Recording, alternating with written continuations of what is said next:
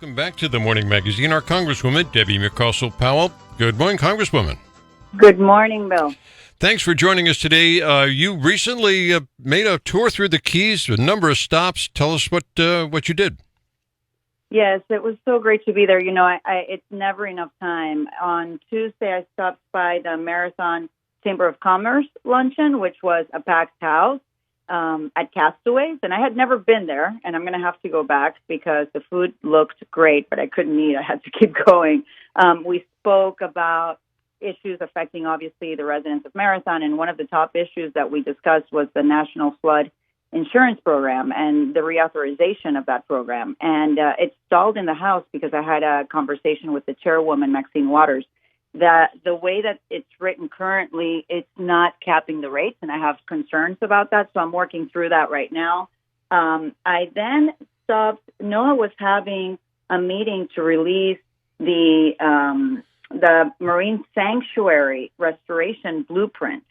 So they had just released it on Tuesday morning. I had a chance to skim through it, and I stopped by, and again, there were a lot of people, including Ken Niedermeyer, who founded Coral Restoration Foundation, so it was great to see him, and I spoke there as well. We had on Tuesday evening a town hall where we focused mainly on the environment and how important it is to protect our environment, especially in Monroe County, and we had a lot of people there that evening. And then on Wednesday, I was very lucky. I got a tour with Captain Adam Shami at the Coast Guard station there in Key West. They let me drive the boat. I don't know if I should have shared that with all of you, but I don't know. I thought I did a good job driving that boat. But and then I went to the Keys Electric Utility Board, and then I had to be back in Miami for an evening event here. So busy 2 days, and I hope to come back very soon. It's never enough time for me to be down there. You really made a big tour down through the Keys here. So, yes. Let's talk a bit about that restoration blueprint. 7 years in the making. This is a whole series of recommendations, over 500 pages. Proposals for management, zoning, maps, the whole business. What was your impression of the whole work? Well, the one thing that I know is that we cannot continue to keep what we have currently. The status quo is not working. We are seeing a degradation of the reefs at a very rapid rate. Fishing is becoming more and more scarce. And so they have 4 different proposals, Bill.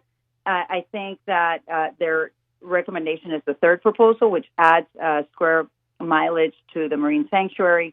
But it's going, it's just the beginning. They're going to have several meetings throughout the next few months. And what I brought up, actually, is that we need to include our fishermen, our commercial fishermen, in the conversation, because I know that whatever they decide to do, it could affect them as well. But if we work together and we have enough public comment and public input, I think that we can get to a point where everyone agrees that we do need to expand the area that's protected.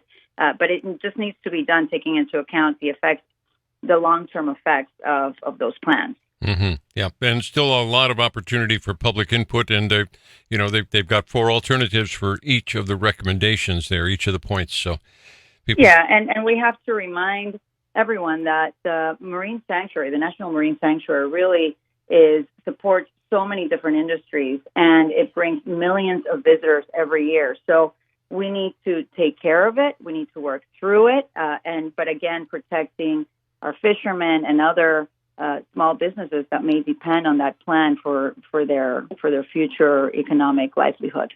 Mm-hmm. Meanwhile, another federal issue down here is the key deer and its endangered species status. Fish and Wildlife holds a public information meeting tonight on the key deer recovery. They say no decision has been made about downlisting the key deer. What have you heard from Washington? What I know as of yesterday is that the agency, the Department of Interior, had recommended for the key deer to be taken off the endangered species list, which for me it's ludicrous. I don't think any of us are going to accept that. They will make a decision also at the end of the year. They're going to have a 60-day public comment period, which I will make sure and let everyone know where they're having those meetings so that we can all lift up our voices and make sure that Fish and Wildlife and the Department of Interior understand how delicate the species are. We have less than 1,000 key deer in Monroe County right now, and they're already being threatened. So it is not a good idea to take them off the list. Usually there's congressional review. This happened without any sort of congressional input, and I am going to be working through that to ensure that people understand, not only here locally at the state level, but also at the federal level, that we need to include them. We need to protect the key deer, that the Endangered Species Act actually has been very successful in protecting these species. It has worked. It's a program that has worked to protect our species, and they're a part of our community. They're part of our habitat. There is no reason we should take them off the list. Now, you just mentioned that the Department of Interior is making the recommendation to take them off the endangered species list. Their recommendation, where does that go? Who makes the decision? I think the department at the federal level does that, but they take into account public comment. Now, I need to understand better if there's anything else that we can do, especially at a local level, to ensure that that doesn't happen. And I will give you the details. I don't have all the steps. I mean, we just heard about this 2 days ago. But definitely people should keep their hands off our key deer. That's for sure. Okay. Well, Congresswoman, anything else for us today? I'm actually going to have a very interesting town hall this evening here in Miami. We're going to be focusing solely on healthcare policy. And I have invited Dr. Joe Greer, who had received the Medal of Freedom Award for his work on health policy here at FIU. We're having that conversation. If anyone is around, I would love for people to come. You know, we've passed several bills, and I've mentioned this before, to reduce the cost of healthcare, to expand access, supporting community health clinics, and also reducing the price of medicine. But we have so many other issues that we need to deal with, and it'll be a very interesting conversation tonight, and I'm looking forward to it. You know, healthcare has been my background in my career, and it's something that I have been working through in Washington. And at this point, we're trying to protect the bare minimum that we have. So I've invited Dr. Joe Greer to have this conversation with me at a town hall at FIU tonight.